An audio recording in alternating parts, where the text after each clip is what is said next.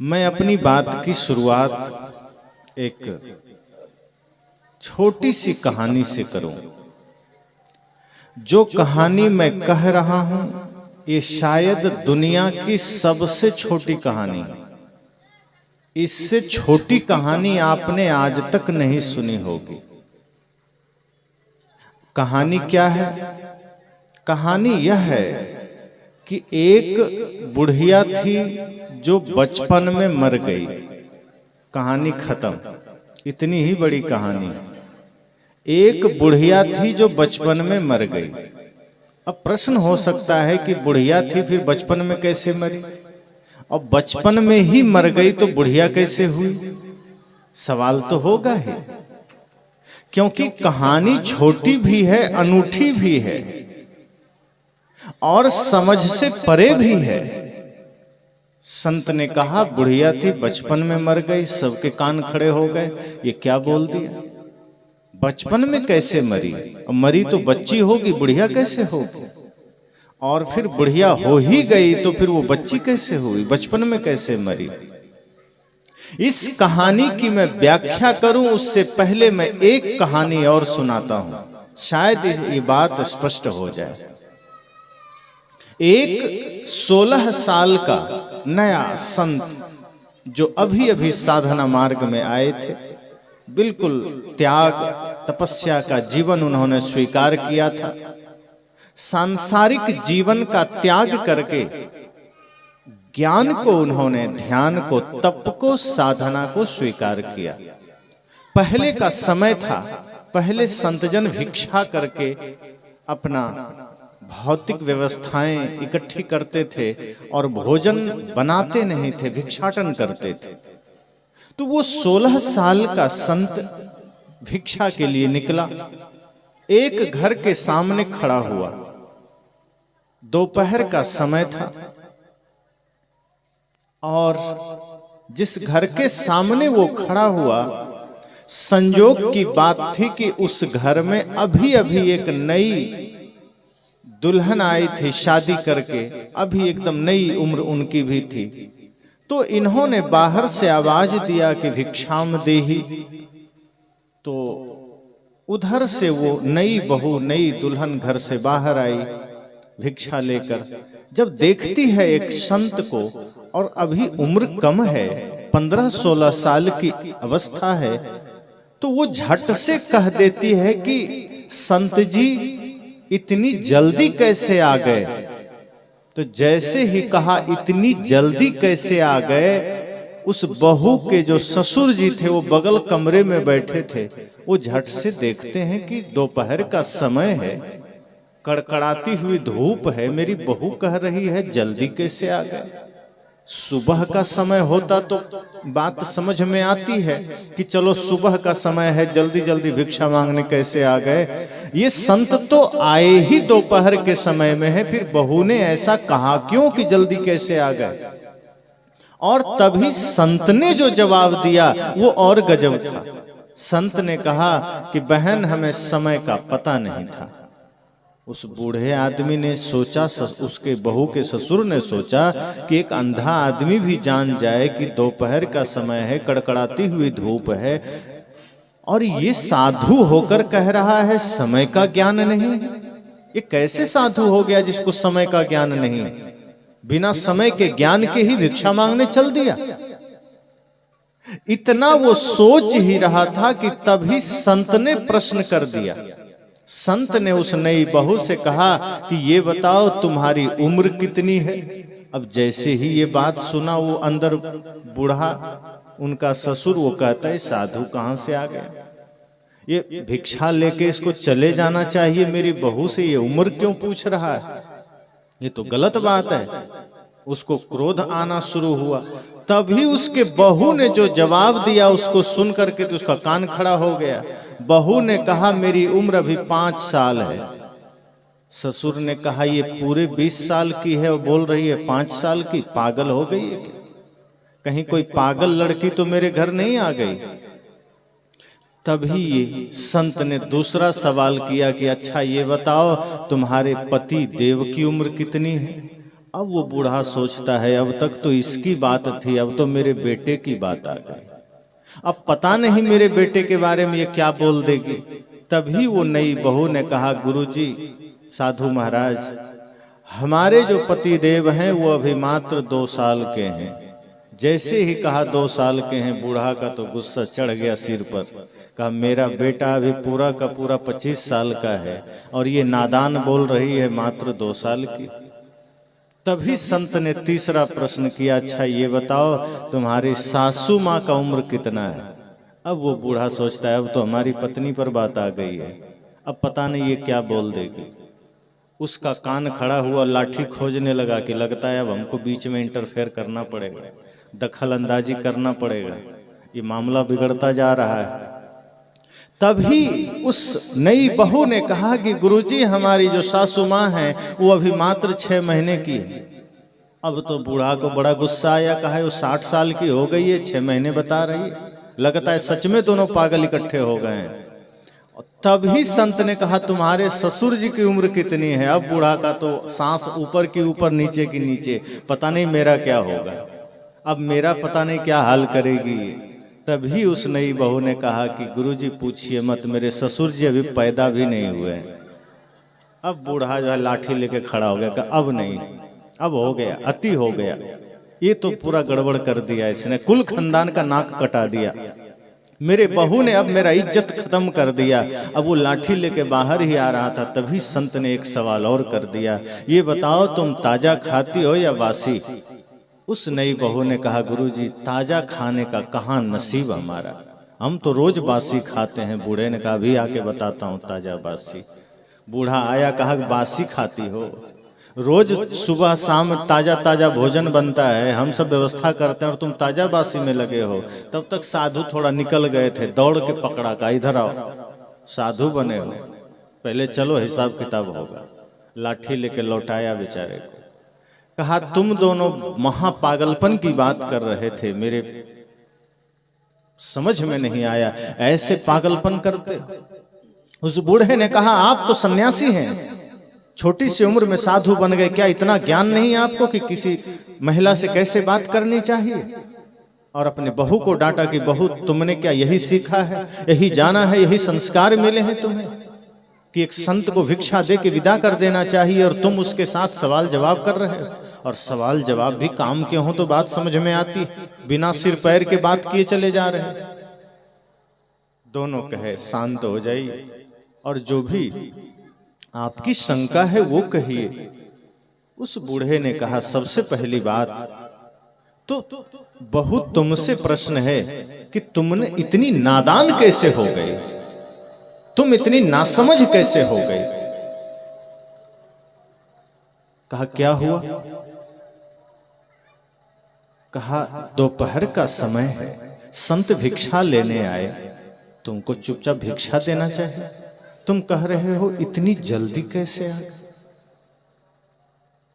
उस बूढ़े ने कहा ठीक है तुमने कहा तो कहा, संत जी आपको तो सही जवाब देना चाहिए कि आपको पता नहीं था दोपहर का समय है, क्या आप अंधे हो गए हैं, क्या आपको मोतियाबिंद हो गया है।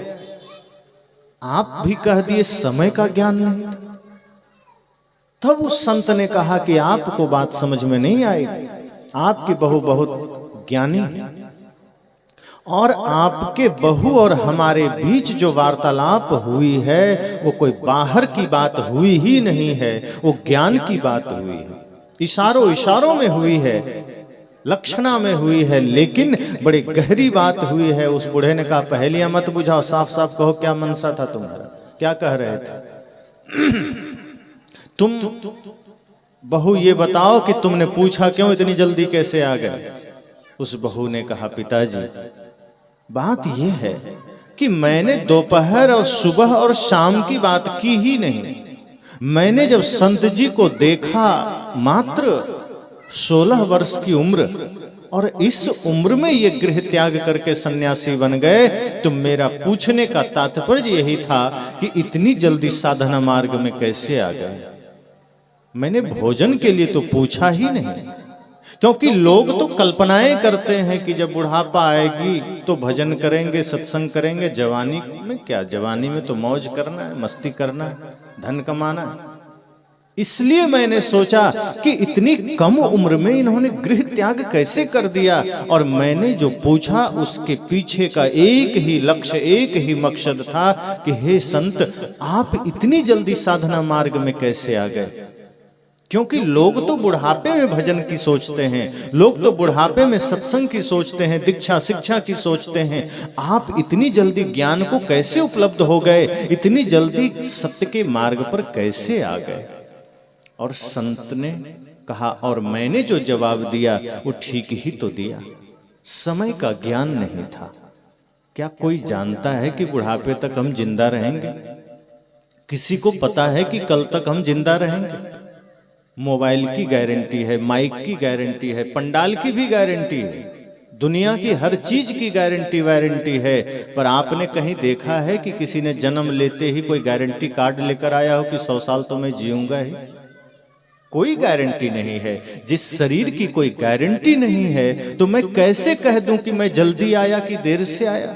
इसलिए मैंने कहा मुझे समय का ज्ञान नहीं है, मुझे कल का पता नहीं है, मुझे होश नहीं कि कल क्या होगा नहीं होगा। इसलिए मैं 55 में नहीं बचपन में ही ज्ञान के मार्ग पर चला हूं। क्योंकि मृत्यु को कोई जीत नहीं सकता, क्योंकि ये शरीर मिट्टी पानी आग हवा से निर्मित है और निश्चय ही इसे मिट्टी पानी आग हवा में मिल जाना है। तो जो शरीर ही मिट्टी पानी आग हवा का है, जो शरीर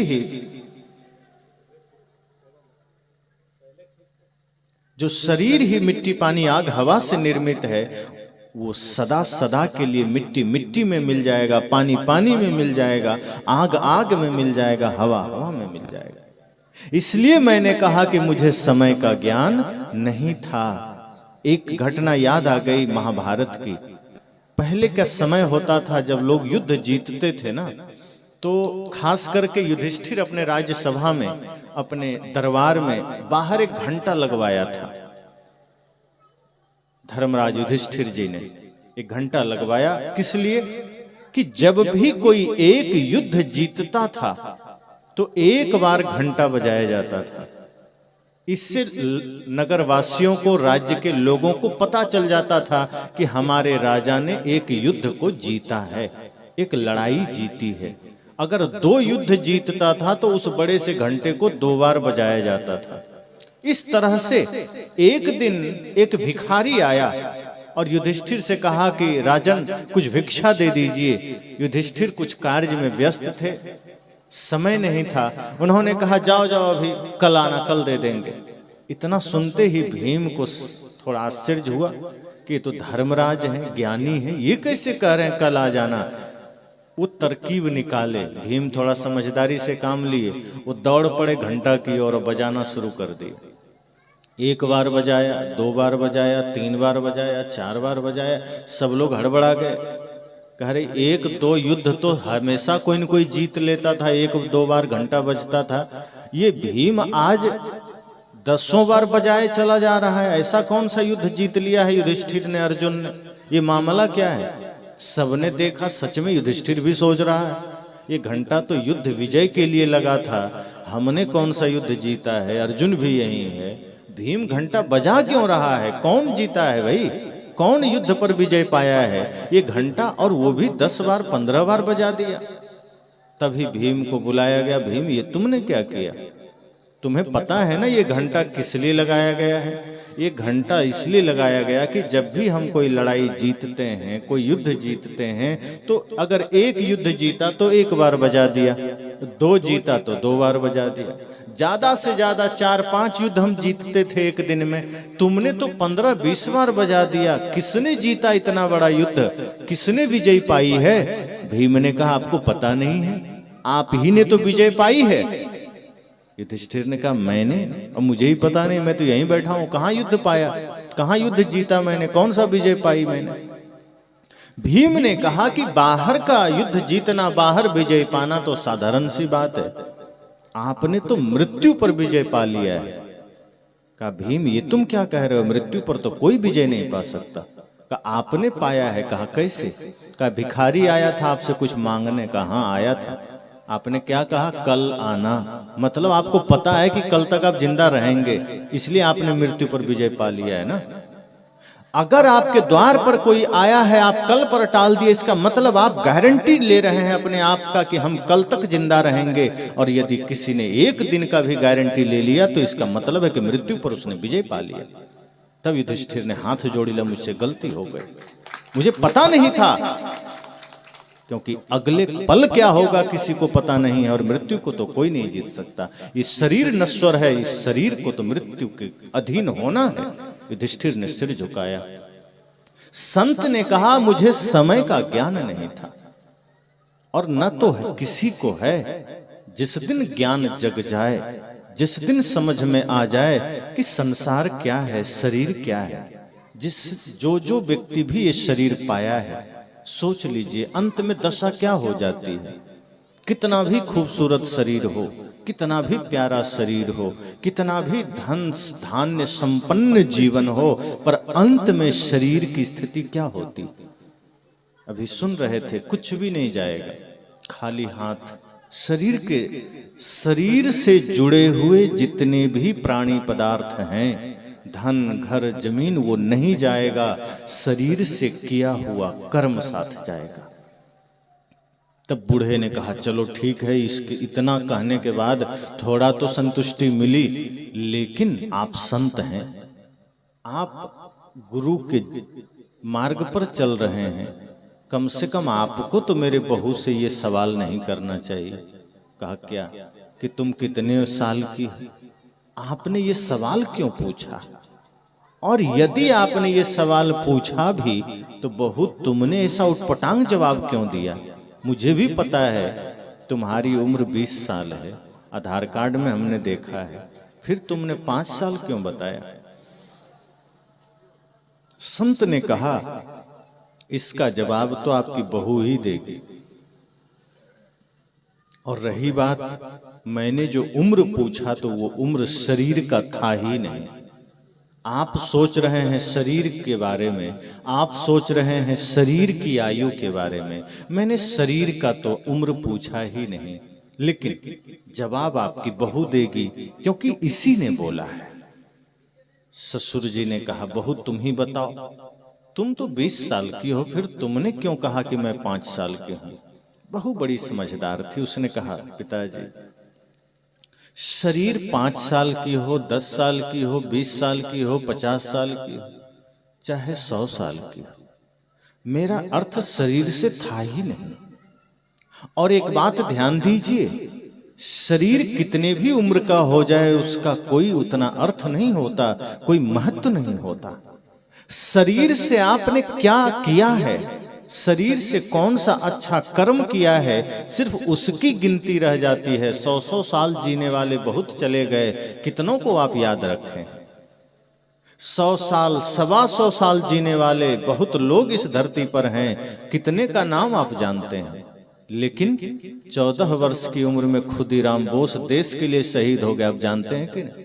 वो 14 साल में ही अमर हो गए। 19 साल की उम्र में उधम सिंह जनरल डायर को लंदन में जाकर मारे थे, उस जनरल डायर को जिसने जालियांवाला बाग में हमारे निहत्थे भारतीयों पर गोलियां चलवाई थी। 19 वर्ष की अवस्था में उधम सिंह अमर हो गए, 23 वर्ष की अवस्था में भगत सिंह अमर हो गए, 30 वर्ष की अवस्था में लक्ष्मीबाई अमर हो गई, शंकराचार्य जी 32 वर्ष की उम्र में अमर हो गए। तो उम्र से मतलब नहीं है, छोटे से उम्र में, कम उम्र में किसने कितना काम किया है, किसने जीवन का सदुपयोग किया है, किसने अपनी सांसों का सदुपयोग किया है, ये मायने रखता है। उसके बहू ने कहा पिताजी मेरी उम्र शरीर की जरूर 20 साल की है, लेकिन मेरी जो असली आयु है, मेरा जो ओरिजिनल आयु है वो मात्र 5 साल है। ससुर जी ने कहा कैसे? कहा क्योंकि मैंने पिछले 5 साल से ही सत्य को जाना है, मैंने पिछले 5 साल से ही धर्म को जाना है, 5 साल से ही मैंने प्रेम को जाना है, और 5 साल पहले ही मैंने गुरु से दीक्षा लिया है। और जिस दिन से मैंने गुरु से दीक्षा लिया वहीं से हमारी असली आयु की शुरुआत होती है, वहीं से हमारी असली उम्र की शुरुआत होती है। इसलिए मैंने 5 साल से सत्य को जाना और सत्य पर मैं चल रही हूँ।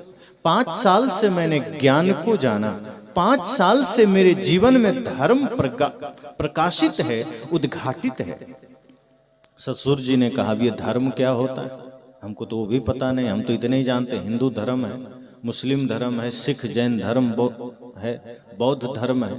उसकी बहू ने कहा पिताजी ये सब संप्रदाय है, धर्म है इंसानियत, धर्म है मानवता, धर्म है प्रेम, धर्म है सत्य। और जिस दिन से हम इंसानियत धारण कर लेते हैं, जिस दिन से हम भूखे को भोजन, प्यासे को पानी, दीन दुखियों पर करुणा और छोटे छोटे जीवों पर दया करने लगते हैं, शुद्ध शाकाहारी जीवन जीने लगते हैं, उसी दिन से हम धार्मिक होते हैं। धार्मिक वो नहीं जो तिलक लगा लिया, धार्मिक वो नहीं जो माला पहन लिया, धार्मिक वो नहीं जो मंदिर मस्जिद जा रहा है, धार्मिक वो है जो जीवों में, प्राणी मात्र में भगवान को देख रहा है। धार्मिक वो है जो सबके प्रति करुणा का व्यवहार कर रहा है। धार्मिक वो है जो किसी के दुख को देखकर द्रवित हो उठता है। पर दुख द्रवहि सो संत सुजाना, जो दूसरे के दुख को देखकर द्रवित हो उठे वही संत है। और उसके बहू ने कहा, उस बहू ने कहा कि ससुर जी, पिताजी, जिस दिन से हमने सत्य को जाना उसी दिन से मेरी आयु की शुरुआत हुई। उसके पहले तो वो बीत गया। जो समय संसार में बीता, जो समय दुनियादारी में बीता, जो समय नफरत में बीता, जो समय छल प्रपंच कपट में बीता, उसकी क्या गिनती करना। जिस समय में हमने सिर्फ नफरत ही नफरत किया है, जिस समय में हमने सिर्फ अपने लिए जिया है, उस समय का क्या गणना करना। जिस दिन से मैंने समाज के लिए जीवन जिया, जिस दिन से मैंने मानव मात्र के लिए जीवन जिया, जिस दिन से समस्त सृष्टि के प्रति हमारे मन में करुणा प्रेम का भाव जागृत हुआ, उसी दिन से मेरी असली आयु की शुरुआत हुई। और पिछले 5 वर्षों से मैंने सत्य को जाना, पिछले 5 वर्षों से मैंने प्रेम को जाना है। मैंने गुरु के द्वारा इंसानियत को समझा है, मैंने गुरु के द्वारा मानवता को समझा है।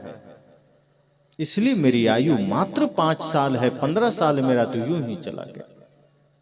15 साल तो मैंने संसार में गंवा दिया, उसकी कोई गणना है क्या। तब ससुर जी ने कहा बात तो ठीक है, लेकिन तुमने अपने पति अर्थात मेरे बेटे के बारे में कहा 2 साल, वो तो 25 साल का है, 2 साल क्यों कहा। तब उसने कहा कि यही बात उस पर भी लागू होती। वो पिछले 23 वर्षों में न सत्य को जाना, न धर्म को जाना, न गुरु के पास गया, न मानवता को धारण किया। उसने संसार में जिया है, उसकी कोई गणना नहीं। लेकिन जिस दिन से उसने गुरु को जाना है, जिस दिन से उसने जीवन में सत्य को स्वीकार किया है, जिस दिन से उसने मानवता को धारण किया है, उसी दिन से उसकी असली उम्र की शुरुआत होती है। और पिछले 2 साल से उसने गुरु से जुड़ा है, पिछले 2 साल से उसने गुरु को स्वीकार किया है, पिछले 2 वर्षों से उसने धर्म को स्वीकार किया है, पिछले 2 वर्षों में उसने प्रेम को जाना है, पिछले 2 वर्षों में उसने समाज राष्ट्र की सेवा करना शुरू किया है। और जिस दिन से व्यक्ति समाज राष्ट्र के प्रति समर्पित हो जाता है, जिस दिन से व्यक्ति सत्य को धारण कर लेता है, जिस दिन से व्यक्ति गुरु से दीक्षा लेकर के धर्म पथ पर चलने लगता है, उसी दिन से उसकी असली उम्र की शुरुआत होती है।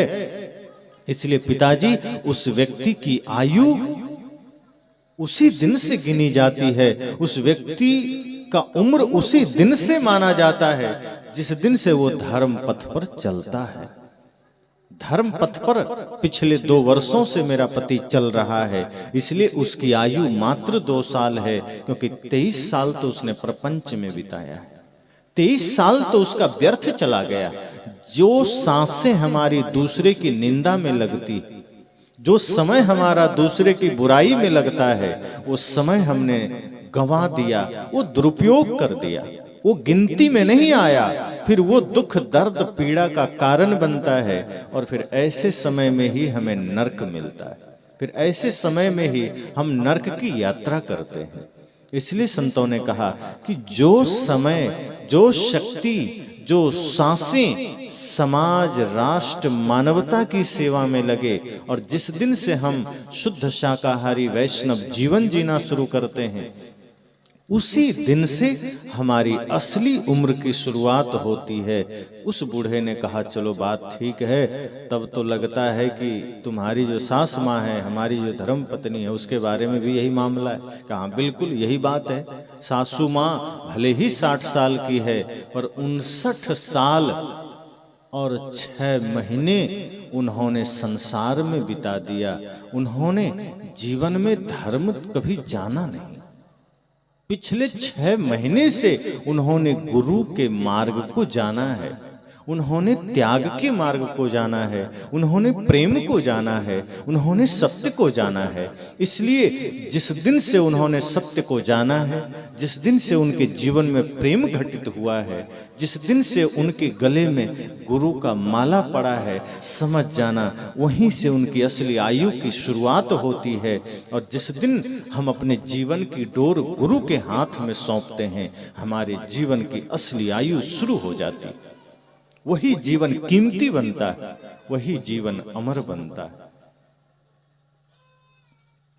इस पूरे भारतवर्ष में आप इतिहास उठाकर देखिए, कितने लोगों का नाम अमर है। अरबों खरबों लोग इस धरती पर हुए हैं और हो रहे हैं। रोज 2 लाख 2.5 लाख लोग दुनिया में मरते हैं, 2-2.5 लाख जन्म लेते हैं। कितने लोग अमर हो पाते हैं? इतने शास्त्र हमारे पास हैं, उन शास्त्रों में गिने चुने मुट्ठी भर लोग ही क्यों अमर हो पाए? क्योंकि बाकियों ने अपने शरीर का दुरुपयोग किया, बाकियों ने अपने सांसों का दुरुपयोग किया, इस धरती पर आकर के भी पाप किया। हमें मनुष्य शरीर मिला, हमने कौन सा पुण्य किया? अगर पाप ही करना है तो फिर जानवर का शरीर क्या कम था? मनुष्य का शरीर भी क्या यही कम काम करने के लिए मिला? नफरत करने के लिए मिला है मनुष्य शरीर? हिंसा करने के लिए मिला? मनुष्य शरीर मिला है भक्ति करने के लिए, मनुष्य शरीर मिला है मोक्ष को पाने के लिए, मनुष्य शरीर मिला है संसार रूपी सागर से पार जाने के लिए। अगर सिर्फ कमाना, खाना, बच्चे पैदा करना ही होता तो मनुष्य शरीर क्या, जानवर भी इतना काम कर लेते हैं। वो भी अपना कहीं ना कहीं भोजन की व्यवस्था कर लेते हैं, वो भी बच्चे पैदा कर लेते हैं और वो भी मर जाते हैं। पर मनुष्य अगर वही काम कर रहा है तो कौन सी उपलब्धि हो गई? हम बाहर का कितना भी विस्तार कर लें, बाहर हमारे पास कितना भी खजाना जमा हो जाए, पर क्या जाते समय साथ जाएगा? संतों ने कहा अगर आपके पास धन है, उस धन का उपयोग किसी निर्धन के लिए करिए। अर्थात कोई प्यासा, कोई भूखा, कोई लाचार है, समाज में कोई पीड़ित है, उसके लिए करिए। अगर आपके कमाई का वो अंश किसी के सेवा में लग रहा है तो आपका वो धन भी आपके धर्म का मार्ग प्रशस्त कर सकता है, आपका वो धन भी धर्म का कारण बन सकता है। अगर आपके पास शारीरिक बल है, आप सबल हैं, आपके शरीर में शक्ति है, तो किसी निर्बल का सहारा बनिए। अगर आपने अपने शरीर के बल का दुरुपयोग किया और किसी का दिल दुखाया, किसी का घर उजाड़ा, किसी के साथ गलत किया, तो आपका वो शरीर का बल आपको नरक में ले जाएगा, आपको स्वर्ग में नहीं ले जाएगा। लेकिन अगर आपने अपने बल का सदुपयोग किया, किसी निर्बल का काम आया, जैसे हनुमान जी के लिए कहा जाता है, लोग उनको संकट मोचन कहते हैं ना। कहीं कोई संकट आया तो हनुमान जी का आ जाते थे राम के समय में और सभी संकट हर लेते थे। बहुत बल था उनके पास, अतुलित बल धामा कहते हैं, जो बल की कोई तुलना नहीं। वो हमेशा अपने बल का क्या करते थे, कोई भी लाचार, निरीह, कोई भी व्यक्ति पीड़ित है, जरूरतमंद है, अपनी शक्ति से विनम्रता पूर्वक उनका सहयोग करते थे। वहीं राक्षस लोग क्या करते थे, अपना शक्ति का दुरुपयोग करते थे। लोगों को सताते थे, साधारण आदमी को दिल दुखाते थे, घर तोड़ते थे, जीवों की हत्या करते थे, हिंसा करते थे, इसलिए वो राक्षस कहलाए और उनका वध होता चला गया। और जिन्होंने अपने बल का, अपने बुद्धि का, अपनी विद्या का, अपना धन का सदुपयोग किया, जिन्होंने समाज के कल्याण में अपना समय शक्ति लगाया, जिन्होंने राष्ट्र निर्माण में लगाया, उनकी पूजा हो गई, वो भगवान कहला गए। इसलिए संतों ने कहा आपके पास अगर है, शक्ति है, समय है, श्वास है, धन है, बल है, उसको समाज उत्थान में लगाइए। तो जिस दिन से हम समाज के निर्माण में अपना सहयोग देते हैं, अपना समर्पण देते हैं, उसी दिन से हमारी गणना होती है, उसी दिन से हमारा उम्र गिना जाता है। तो उस बूढ़े ने कहा बात हमें समझ में आ गई, और लेकिन तुमने जो कहा कि हमारे बारे में कि हम पैदा ही नहीं हुए, वो क्यों? गुस्सा तो था मन में, लेकिन अब संत जी थे तो कुछ बोल नहीं रहे थे, और थोड़ा समझ में तो आ ही गई थी बात। बहू ने कहा पिताजी अभी तक आप धर्म को जाने नहीं, अभी तक आप गुरु से दीक्षा नहीं लिए, अभी तक आप नफरत घृणा में जीते हैं, अभी तक आप मांस खाते हैं, शराब पीते हैं, जुआ खेलते हैं, बच्चों के साथ दुर्व्यवहार करते हैं, और जिसके जीवन में धर्म की किरण ही नहीं आई, जो गुरु को जाना ही नहीं, जिसने धर्म में अपनी एंट्री ही नहीं दी, जो अभी तक जीवन में धर्म को स्वीकार ही नहीं किया, इसका मतलब शरीर भले आपका 70 साल का हो गया, लेकिन आप धार्मिक रूप से अभी जन्म नहीं लिए, आप पैदा नहीं लिए। आपका शरीर तो जन्म ले लिया है, लेकिन शरीर महत्वपूर्ण नहीं है, शरीर तो साधन है। जैसे आपके पास गाड़ी है, मोटरसाइकिल हो चाहे कार हो, कार है, कार में आपने डीजल डाल दिया, पेट्रोल की है तो पेट्रोल डाल दिया, मोबिल डाल दिया, पोछताछ कर दिया, उसको बढ़िया साफ सुथरा कर दिया, पानी चेक कर लिया, बढ़िया आपका गाड़ी सही है। और जो गाड़ी चलाने वाला है ड्राइवर, उसको आप 5 दिन से भोजन नहीं दिए, फिर भी जाओ चलाओ गाड़ी। अब 5 दिन में के बाद वो व्यक्ति बेचारा खड़ा होकर चल ही नहीं पा रहा, 6 दिन हो गया फिर भी आपने भोजन नहीं दिया, गाड़ी में सब कुछ दिया, ड्राइवर को आपने भोजन नहीं दिया, तो चलेगी गाड़ी? गाड़ी खुद तो नहीं चलेगी, ड्राइवर महत्वपूर्ण है। गाड़ी में आपने सब कुछ दिया तो ड्राइवर को भी देना पड़ेगा। शरीर आपका गाड़ी है, इसमें आप कपड़ा देते हैं, भोजन देते हैं, धन देते हैं, जमीन खरीदते हैं, मकान बनाते हैं, लेकिन शरीर में निवास करने वाला जो आत्मा है, जो जीव है, जिसके वजह से शरीर जिंदा है, उसको आप कुछ देते ही नहीं है, उसको तो आप नफरत घृणा ईर्ष्या द्वेष से जकड़े चले जाते हैं। आत्मा का भोजन सत्संग है, ध्यान है, भजन है, सत्य है, अहिंसा है, प्रेम है, करुणा है। जब हम जीवन में सत्य धारण करते हैं तो आत्मा को समझो भोजन मिल गया। जब जीवन में हम प्रेम धारण करते हैं तो समझो आत्मा को भोजन मिल गया। हम शरीर को दे देते हैं, आत्मा को देते ही नहीं। हमें लगता है दुनियादारी महत्वपूर्ण है, सत्संग क्या है, ये तो बुढ़ापे की चीज है। बहू ने कहा पिताजी आप अभी तक धर्म मार्ग पर चलना शुरू नहीं किए, अभी तक आपका जीवन राक्षस का जीवन है, अभी तक आपका जीवन राक्षस का ही है। और जिस दिन आपने इन सारे गलत कर्मों का त्याग कर दिया और गुरु के वचनों को स्वीकार किया, निश्चित मानिए उसी दिन आपका जन्म होगा, उसी दिन से आपकी आयु मानी जाएगी, उसी दिन से आपकी गणना होगी, वरना कौन जानेगा। आज यहीं इतने लोग बैठे हैं, दादा परदादा के बाद का किसको पता है? परदादा के बाद पूछ दें दादा परदादा जी के पिताजी का क्या नाम है, तो कुछ लोग खोजबीन करके हो सकता है वंशावली रखे होंगे निकाल देंगे, अधिकांश लोग को पता भी नहीं होगा। लेकिन राम जी का नाम पता है? राम जी तो हमारे कुल में भी नहीं है, आपके कुल में नहीं है। कृष्ण जी का नाम पता है, बुद्ध महावीर कबीर सुर तुलसी का नाम पता है, कितना पहले हो गए। क्यों पता है? क्योंकि उन्होंने कर्म ऐसा किया है जिस वजह से हम उनको जानते हैं। रावण का भी नाम पता है। 2 तरह है, 2 तरीके हैं जीवन में अमर होने का, एक पुण्य करके, एक पाप करके। या तो राम की तरह पुण्य कमाइए तो सबके हृदय में बैठ जाइए, या रावण की तरह इतना पाप करिए कि सब लोग हर साल आपको जलावे। तय अपने को करना है। कबीर साहब ने तो कहा है कि एक सिंहासन चढ़ चले, एक बंधे जात जंजीर, आए हैं सो जाएंगे राजा रंक फकीर, एक सिंहासन चढ़ चले। साहब ने कहा कि जो आया है वो जाएगा, इसमें कोई संदेह नहीं। चाहे राजा हो, रंक हो, साधु हो, चोर हो, धनी हो, गरीब हो, महिला हो, पुरुष हो, कोई भी हो, भारतीय हो, पाकिस्तानी हो, किसी भी देश का नागरिक हो, कोई भी हो, जो आया है वो जाएगा। पर फर्क क्या है?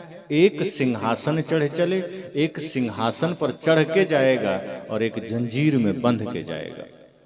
सिंहासन पर चढ़कर जाना मतलब एक सम्मानित होकर जाएगा।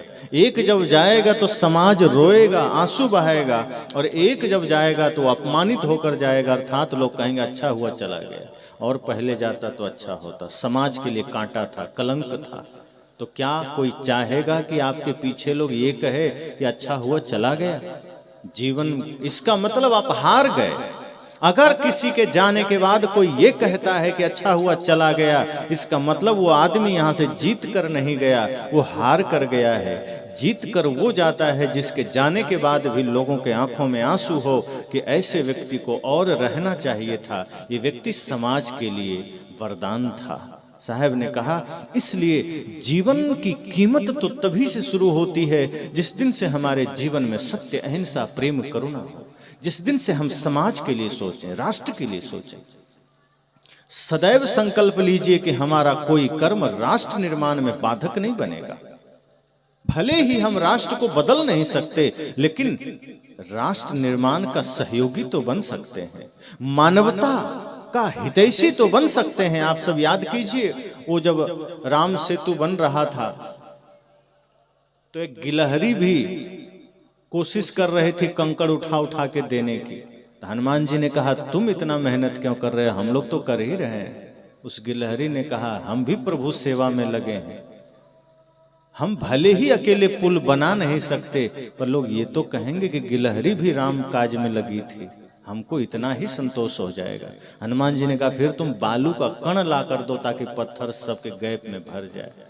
और ऐसी ही एक घटना और है, जंगल में आग लगी तो सभी जानवर पानी डाल रहे थे बुझाने के लिए। हाथी अपना सूंड में भरकर पानी ला रहा था सबसे ज्यादा, और घमंड में भी था कि देखो हम एक ही बार में कितना पानी डाल रहे हैं। और एगो छोटी चिड़िया थी, वो भी चोंच में एक एक बूंद डाल रही थी। सब जानवर हंसने लगे, मजाक बनाए कि तुमसे क्या होगा, तुम तो पूरा जीवन डालते रह जाओ, ये जंगल का आग नहीं बुझेगी, तुम तो चुपचाप बैठ ही जाओ, तुम क्यों डाल रही हो पानी। हाथी ने कहा, देखो हम एक के बार में 50-100 लीटर पानी डाल रहे हैं और तुम एक बूंद भी लेके नहीं जा पा रही हो, फिर भी तुम कोशिश में लगी। उस चिड़िया ने कहा, बात ये नहीं है कि मैं कितना पानी डाल रही हूँ, बात यह है कि कल को जब इतिहास लिखा जाएगा तो मेरा नाम आएगा तो आग बुझाने वालों में आएगा, आग लगाने वालों में नहीं आएगा। इसलिए हमें वो काम करना है कि कम से कम आग लगाने वालों में तो ना आए। आज हम वही तो कर रहे हैं। हम अपने कर्म से, हम अपने चिंतन से, हम अपने वचन से उस श्रृंखला में अपने आप को खड़ा कर लेते हैं जो पाप का मार्ग है, जो अन्याय का मार्ग है, जो अत्याचार का मार्ग है। संत कहते हैं कि अपने कर्म से कभी ऐसा कुछ मत करिए जिससे समाज, राष्ट्र निर्माण में बाधक बने। हमारी सोच, हमारा चिंतन, हमारा विचार, हमारा धन, हमारी विद्या राष्ट्र निर्माण में सहायक बन सके, वो काम करिए। आज लोग धन के द्वारा कितना पाप कर लेते हैं। एक तो अगर पाप के द्वारा धन आया है तो वैसे ही धन आदमी को शराब खाने लेके चला जाता है, पाप की ओर लेके जाता है। धन जिस तरीके से आता है आदमी को उसी तरीके पर ले जाता है, धन वहीं ले भी जाता है। तो अगर हमने गलत तरीके से किया है और उस धन का उपयोग हमने किसी के नुकसान में किया, किसी के हत्या में करवा दिया, जुए में करवा दिया, ऑर्केस्ट्रा में करवा दिया, नाच नौटंकी में करवा दिया, तो समझना कि हमने धन का दुरुपयोग किया। लेकिन अगर उसी धन का सदुपयोग हमने किया, किसी भूखे को भोजन, प्यासे को पानी, किसी निर्वस्त्र को वस्त्र दिया, किसी लाचार की सेवा की, संत गुरुजनों की सेवा की, राष्ट्र की सेवा की, तो समझना वो धन भी आपका धर्म का मार्ग बन जाएगा। तो उस बूढ़े ने कहा, अब हमें समझ में आ गया है कि मेरा जन्म इसलिए नहीं हुआ क्योंकि तुमने ठीक ही कहा कि ससुर जी, पिताजी जन्म ही नहीं लिए। बात ठीक ही तो है। 70 साल होने को है, उम्र ढल रही है, मृत्यु निकट है, और मैंने तो ऐसा कुछ किया ही नहीं जो मेरी उम्र गिनी जाए। उम्र गिनने लायक तो मैंने कोई काम ही नहीं किया। जमीन खरीदा, घर बनाया, बच्चों के साथ कभी प्रेम से मैं बात नहीं किया, जीवन भर धन के पीछे भागता रहा। और मृत्यु निकट आती है तब भी हम कहाँ बच्चों से प्रेम कर पाते हैं, कहाँ हम माता पिता गुरु का सम्मान कर पाते हैं। धन हमारे पास है, हम अपने बच्चों को समय नहीं दे पाते। हम समाज उत्थान में कभी हम चिंतन ही नहीं कर पाते, राष्ट्र निर्माण में हम कभी अपना समय ही नहीं दे पाते। हमारे बच्चे बिगड़ते चले जा रहे हैं और हम धन के पीछे भागे चले जा रहे हैं। आपका असली धन आपकी संतान है।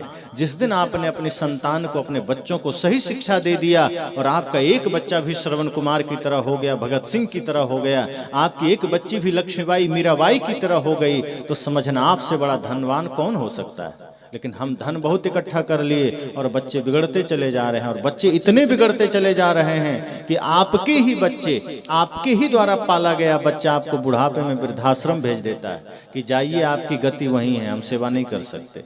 आपके बच्चे आपको वृद्धाश्रम भेज दिए। क्या किया आपने? उस बूढ़े ने कहा, बिल्कुल मैंने अभी तक धर्म में जन्म नहीं लिया, लेकिन अब मैं समझ गया हूं। पर एक सवाल और, संत जी आपने पूछा ताजा खाती हो कि बासी, तो बहू ने कहा बासी खाते हैं। ये बात थोड़ा खटक रहा है। घर में तो रोज ताजा बनता है, सुबह शाम एकदम ताजा भोजन बनता है। बहू फिर तुमने बासी क्यों कहा? उसने कहा, पिताजी ये बाहरी भोजन की बात ही नहीं है। निश्चय ही हमारे घर में साग चावल सब्जी दाल रोटी जो भी है सब ताजा बनता है, लेकिन मैंने जो कहा है उसका बाहर के भोजन से कोई लेना देना नहीं। कहा तब इसमें भी कोई बात है, कोई रहस्य है क्या? कहा बिल्कुल। कहा आज हमें जो कुछ भी मिला है, पूर्व जन्म में जो हमने कुछ पुण्य किया है, पूर्व जन्म में जो कुछ हमने धर्म का काम किया है, पूर्व जन्म में जो कुछ भी हमने अच्छे काम किए हैं, उसी के परिणाम से आज हमें मनुष्य शरीर मिला और उसी के बदौलत ये कुछ हमें मिला है, कुछ हमने पाया है, कुछ हमें मिल रहा है। पर आज अभी तक हमने कोई धर्म का काम नहीं किया, कोई पुण्य का काम नहीं किया, कोई परमार्थ का काम नहीं किया, इसलिए अभी हम बासी खा रहे हैं, अभी हम पूर्व का कमाई खा रहे हैं। इस जन्म में हमने तो कोई कमाई ही नहीं किया, इस जन्म में तो हम सब गंवाए चले जा रहे हैं। इस जन्म में हमने तो कोई धर्म का काम ही नहीं किया, इस जन्म में हमने कोई पुण्य परमार्थ का काम नहीं किया, इस जन्म में हमने किसी रोते को हंसाया नहीं, किसी के आंखों के आंसू नहीं पोंछे, किसी बिगड़े हुए घर को हमने संवारा नहीं। हमने तो सदैव अत्याचार किया है, पाप किया है, हमने तो सदैव अन्याय किया है अपनों के साथ, समाज के साथ। इसलिए इस जन्म में अभी तक हमने ताजा खाया ही नहीं, क्योंकि हमने कोई अच्छा काम नहीं किया। अगर हम इस जन्म में भी अच्छा काम करते हैं, इस जन्म में भी पुण्य का काम करते हैं, दीन दुखी की सेवा करते हैं, संत गुरुजनों की सेवा करते हैं, तो निश्चय ही हम ताजा खाएंगे, निश्चय ही हम अभी का बना हुआ खाएंगे। बूढ़े ने कहा, अब मेरी शंका मिट गई, मुझे ज्ञान हो गया, मुझे सबका समाधान हो गया, अब मेरे मन में कोई शंका नहीं। लेकिन गुरुजी, भले ही आप 16 साल के हैं, लेकिन आपने त्याग को जाना है, आपने धर्म को जाना है, आपने सन्यास को ग्रहण किया है, आप मेरे लिए गुरु समान हैं। और मैं संकल्प लेता हूं कि 70 साल में ही सही, अब तक भले ही मैंने जीवन में कभी धर्म धारण नहीं किया, कभी त्याग के पथ पर मैंने नहीं चला, मैंने प्रेम को नहीं जाना, पर आज आप मुझे दीक्षा दे दीजिए ताकि मेरा जन्म हो सके और मैं ऐसा कर्म कर सकूं, इतना पुण्य परमार्थ कर सकूं कि अंतिम समय की भक्ति मुझे स्वर्ग ले जाए। और वो दीक्षा लिया और अपना जीवन जीने लगा। अब बात आती है कि एक बुढ़िया थी जो बचपन में मर गई, इसका क्या अर्थ है? तो शायद इसका अर्थ समझ में आ गया होगा, लेकिन मैं फिर भी बोलूं, बुढ़िया थी जो बचपन में मर गई का अर्थ ये हुआ कि उम्र हमारी हो गई 90 की, लेकिन यदि समझदारी 90 साल की नहीं आई, जीवन में जागरण नहीं आया, बचपना बनी रही, नासमझी बनी रही और उसी अवस्था में हमारी मृत्यु हो गई। इसका मतलब शरीर तो बूढ़ा हो गया लेकिन मृत्यु हमारी बचपने में हो गई, क्योंकि हमने बुढ़ापे जैसा कोई काम किया नहीं, क्योंकि बुढ़ापे जैसी समझ नहीं आई, बुढ़ापे जैसा ज्ञान नहीं आया, बुढ़ापे जैसा परमार्थ हमारे जीवन में नहीं आया। बूढ़ा होना शरीर से ही नहीं, संत कहते हैं बूढ़ा होना मतलब अनुभवी होना, ज्ञानी होना, समझदार होना। बुढ़ापे सिर्फ शरीर की नहीं, बुढ़ापे का अर्थ हमारे समझ में भी वो गहरापन आना चाहिए, हमारे चिंतन में भी वो गहराई होनी चाहिए। धर्म हो, सत्य हो, अहिंसा हो, प्रेम हो। जब उतना सब कुछ आ जाए तो समझ जाना कि बुढ़ापा अगर आ गई तो समझदारी भी आ गई। अगर बुढ़ापा आ गई और समझदारी नहीं आई, बुढ़ापा आ गई और ज्ञान नहीं जगा, बुढ़ापा आ गई और ध्यान नहीं जगा, बुढ़ापा आ गई प्रेम है नहीं। बहुत से बुजुर्ग होते हैं घर में जो बच्चे से झगड़ा कर लेते हैं, छोटी छोटी बात पर उलझते रहते हैं, छोटी छोटी बात पर किसी को डांट दिए, गाली दे दिए। कभी कभी तो इतने उतावले और पागलपन हो जाता है। कई बुजुर्ग को मैंने देखा जो कहते हैं कि मेरी बात को कैसे काट दिया, मेरी बात नहीं मानेगा, इतना ज्ञानी हो गया, दुख पाते हैं। संत कहते हैं समझदारी का मतलब है कि आप गंभीर हो जाइए, धर्म को धारण कीजिए, सत्य को धारण कीजिए, अपनी वाणी को खराब मत कीजिए। बुढ़ापे का अर्थ है संपूर्ण ज्ञान, इतनी समझदारी कि आपके अनुभवों से आपके बच्चे सीख सकें, आपके शब्दों से ज्यादा आपके आचरण से सीख सकें कि व्यक्ति आचरण से महान होता है, शब्दों से महान नहीं होता। शब्दों से तो बहुत बड़े बड़े ज्ञानी धरती पर हैं, लेकिन महानता उसकी होती है जिसने अपने आचरण को महान बनाया।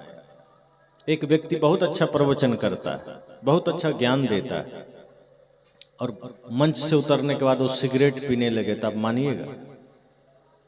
कोई सिगरेट पीने वाला आदमी भी होगा, अगर उसके सामने कोई साधु सिगरेट पी लेगा तो कहेगा कि ये साधु है, ढोंगी है। सिगरेट पीने वाले को भी पता है सिगरेट पीना गलत है, वो पी भले रहा है, लेकिन वैसा कोई साधु कर ले तो तुरंत कहेगा कि साधु नहीं है। एक शराबी को भी पता है शराब पीना गलत है, क्योंकि उसके सामने अगर उसका बेटा शराब पीने जाए तो नाराज हो जाता है। कोई व्यक्ति यहाँ है जो कहे नहीं नहीं मेरा बेटा तो पिएगा, कोई दिक्कत नहीं, शराब पीना कोई दिक्कत की बात नहीं, कोई नहीं कहेगा। कोई व्यक्ति जुआ खेल रहा है, आपका बेटा जुआ खेलने जाए, आप स्वीकार करेंगे? आप तंबाकू खा रहे हैं, आपका बेटा तंबाकू खाएगा, स्वीकार करेंगे? नहीं करेंगे, क्योंकि निश्चय ही आपको पता है कि शराब पीना गलत है, तंबाकू खाना गलत है, जुआ खेलना गलत है। संत कहते हैं फिर वो काम करते काहे हैं जब पता है गलत है? मत करिए। अगर करेंगे तो आपके बच्चे सीखेंगे, और फिर आप क्या प्रेरणा देंगे, क्या शिक्षा देंगे? तो धर्म की शिक्षा ये है कि जैसा अपने समाज को देखना चाहते हैं, जैसा अपने बच्चों को देखना चाहते हैं, पहले वैसा बन जाइए। ये सत्संग हमें बदलने आया है। ये सत्संग टाइम पास नहीं है कि 2 घंटे बैठे चलो हो गया। 2 घंटे का सत्संग आपके 22 घंटे के जीवन को बदल दे, तब समझना आपका बैठना सार्थक हो गया। अगर आपके जीवन में क्रांतिकारी परिवर्तन नहीं आया तो सत्संग में बैठने का अर्थ क्या हुआ, प्रयोजन क्या हुआ? ये सत्संग इंसान बनाता है, ये किसी को हिंदू, मुस्लिम, सिख, ईसाई, बौद्ध, जैन नहीं बनाता। ये एक सच्चा मानव बनाता है, और जो व्यक्ति सच्चा मानव बन गया वही भगवान बन जाता है। सत्संग तो वो सार्थक है जो व्यक्ति को जाति पाति के भेदभाव से ऊपर उठा दे, जो व्यक्ति को ऊंच नीच छुआछूत के बेड़ियों से ऊपर उठा दे, जो व्यक्ति के भीतर सत्य, अहिंसा, प्रेम, करुणा जागृत कर दे। अगर हमारे हृदय में अहिंसा है तो समझ जाइए आप धार्मिक हैं। अगर दिल में प्रेम है तो समझ जाइए धार्मिक है। अगर दिल में सबके प्रति करुणा है तो समझ जाइए धार्मिक है। और क्या चाहिए? धार्मिक होने के लिए ज्यादा कुछ नहीं चाहिए। हृदय में प्रेम हो, हृदय में प्रेम, सत्य, अहिंसा हो, करुणा हो, व्यक्ति धार्मिक हो जाता है। इसलिए मैंने कहा कि उम्र कितनी है ये मायने नहीं रखता। अगर कोई व्यक्ति बचपन में ही ज्ञान को जागृत हो गया तो ऐसा भी कह सकते हैं कि एक बूढ़ा था जो बचपन में मर गया। ऐसा भी कह सकते हैं कि एक बच्चा था जो बुढ़ापे में मर गया। अब ये कैसे होगा? पहले तो ये हुआ कि चलो एक बुढ़िया थी बचपन में मर गई, अब एक बच्चा था जो बुढ़ापे में मर गया, ये भी हो सकता है। एक संत थे, वो जब भी मंदिर में आरती जलाते थे तो उनको अपनी पूजा पर थोड़ा अहंकार हो गया था और अपने ज्ञान पर, कि मैं भगवान की पूजा करता हूँ, मैं बड़ा ज्ञानी हूँ। तो जब भी मंदिर से बाहर निकलते आरती लेकर, तो आरती की थाली में आरती जल रही होती थी, तो बाहर अगर बच्चे भी खेल रहे होते थे, बड़े भी होते थे, तो सबसे पूछते थे। उनको इतना अहंकार हो गया कि मेरे प्रश्न का कोई उत्तर ही नहीं दे पाएगा। तो लोगों से पूछते थे, बताओ ये जो दिया जल रहा है इसमें ज्योति कहाँ से आई? ये जो दिया जल रहा है, ये जलते हुए दिए की जो ज्योति है ये कहाँ से आई? अब बाकी लोग थोड़ा सा दिमाग नहीं लगा पाते थे, बेचारा साइड हो जाते थे। तो लोग कहते थे मुझे नहीं पता, तो जैसे ही कोई कह दे मुझे नहीं पता, उनको बड़ा आनंद मिलता था कि ये भी नहीं जानता। तो उनको लगता था कि मेरे सामने फिर तो ये कुछ भी नहीं है। जैसे ही कोई कह दे कि गुरुजी क्षमा करिए मुझे पता ही नहीं है, मैं नहीं जानता, तो उनको बड़ा अच्छा लगता था कि मेरे प्रश्न का कोई उत्तर ही नहीं दे पा रहा। इतना अज्ञानी लोग हैं, इसका मतलब मुझसे बड़ा ज्ञानी कोई नहीं। ऐसे ही वो जब भी कोई दिख जाए वो तुरंत आरती का थाली सामने कर देते, बताओ इसमें ज्योति कहाँ से आ गई, कहाँ से आई? अब कोई जवाब ही ना दे पाए। एक दिन की बात थी, वो आरती जला के बाहर निकले, कुछ बच्चे खेल रहे थे।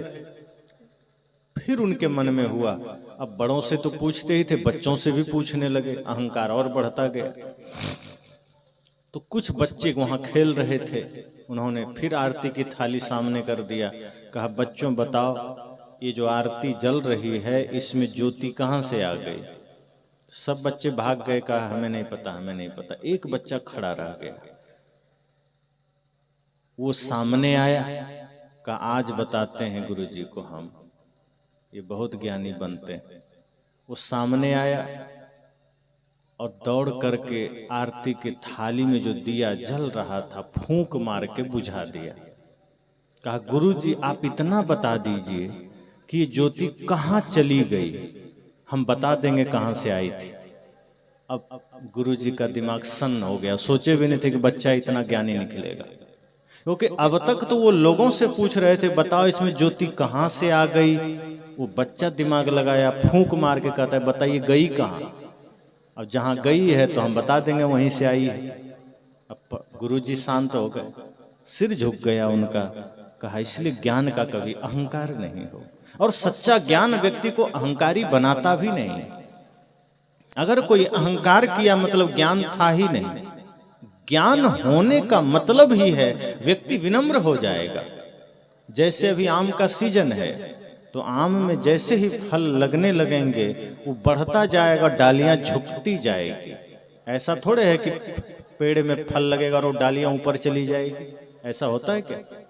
जैसे जैसे फल लगेगा डालियां झुकेगी, मतलब जैसे ही ज्ञान का फल हमारे जीवन में लगता है, जैसे ही प्रेम का फल हमारे जीवन में लगता है, सत्संग का फल हमारे जीवन में लगता है, हमारे जीवन में विनम्रता आती है, हमारे जीवन में नम्रता आती है, हम झुकते चले जाते हैं।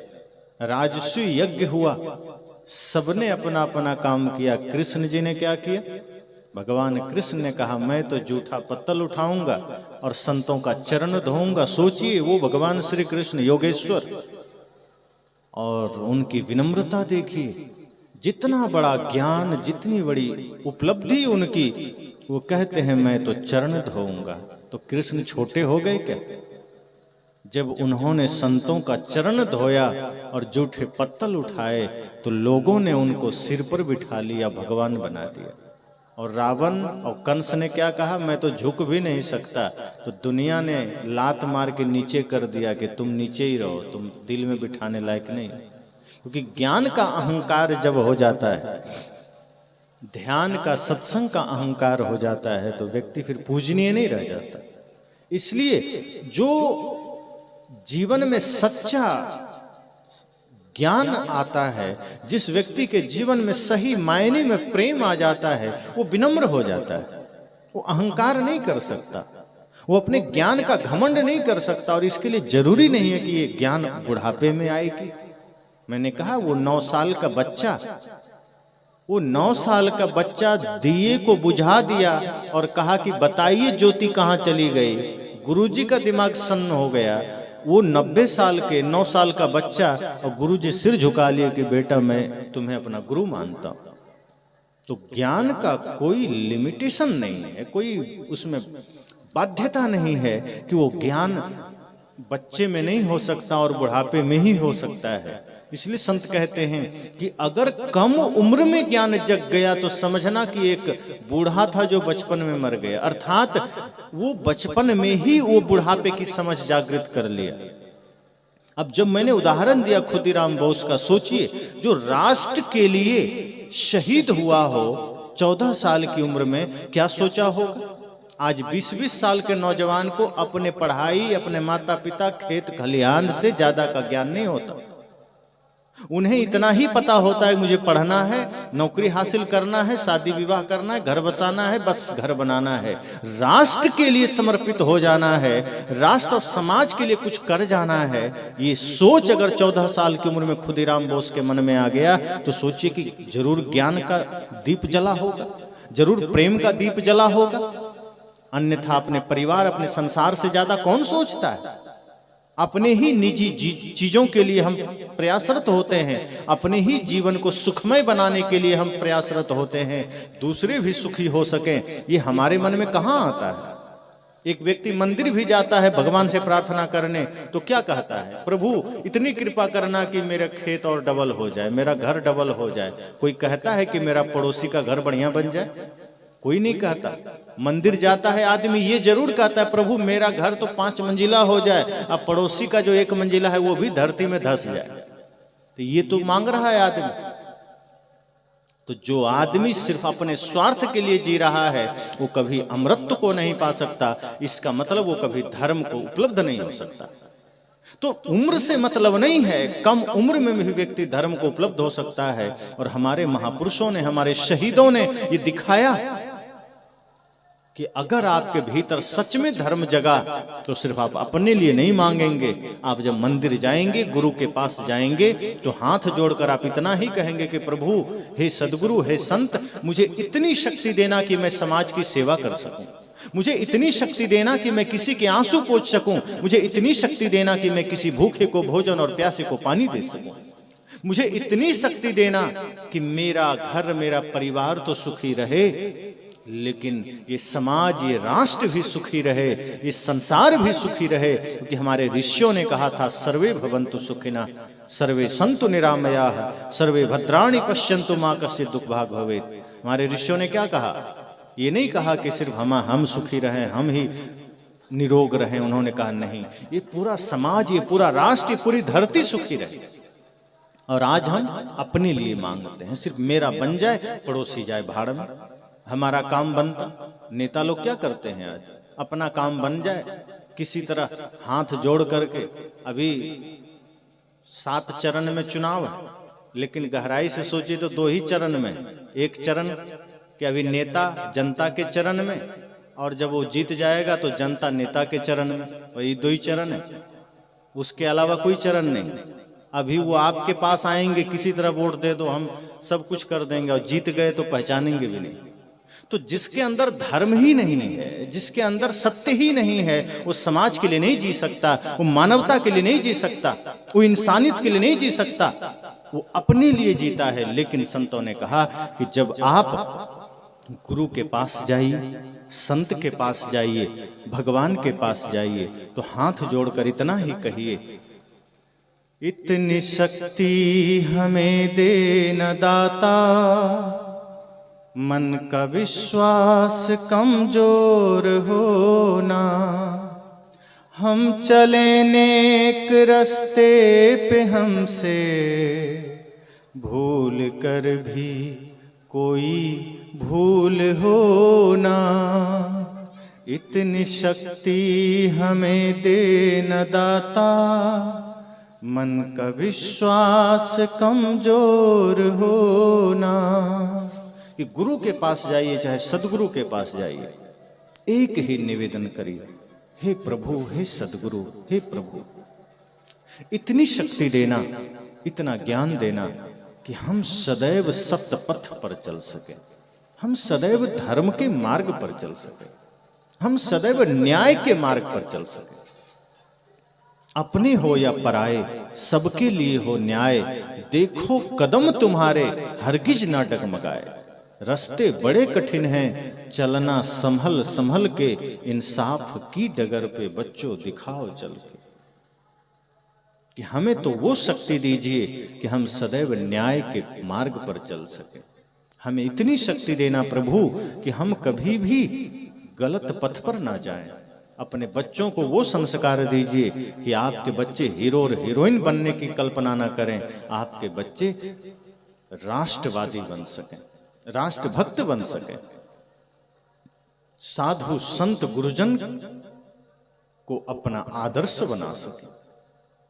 और सही मायनों में देखें, लोग भले ही मानते हैं कि फिल्मी हीरो हीरोइन असली हीरो हैं, हमारे देश के असली हीरो हमारे सेना के जवान हैं, जो खड़े होते हैं, चाहे गर्मी हो, वर्षा हो, ठंडी हो, सियाचिन और लद्दाख में माइनस में तापमान है, हमारे जवान खड़े हैं। किस लिए? ताकि हम सब चैन से रह सकें। राजस्थान के रेगिस्तान में 50-55 डिग्री तापमान में हमारे जवान खड़े हैं, किस लिए? कि हम सब चैन से रह सकें। अगर कोई पूछे आपका असली हीरो कौन है, बता देना भारत की सेना है जो हमारे असली हीरो हैं। और गहरे से पूछे तो बता देना वो भगत सिंह हमारा असली हीरो है जो 23 वर्ष में देश के लिए शहीद हुआ। वो नेताजी सुभाष हमारे जीवन का असली हीरो है। लक्ष्मीबाई हमारे जीवन की असली नायिका है। मीराबाई हमारे जीवन की असली नायिका है। ये फिल्मी हीरो हीरोइन हमारे असली हीरो नहीं है। ये तो समाज को भटकाने वाले लोग हैं, ये तो समाज को गलत दिशा में ले जाने वाले लोग हैं। अगर आप इनको पसंद करते हैं तो निश्चय ही आप भगत सिंह का अपमान कर रहे हैं। आप पसंद उन्हें करिए जिनके कर्म से, जिनके विचार से, जिनके संकल्प से समाज को दिशा मिलती है। इसलिए अगर चुनना पड़े हमारे देश का असली नायक कौन है तो देश की सेना को चुनना, भगत सिंह, चंद्रशेखर आजाद को चुनना, नेताजी सुभाष को चुनना, महाराणा प्रताप को चुनना, ये हमारे देश के असली नायक हैं।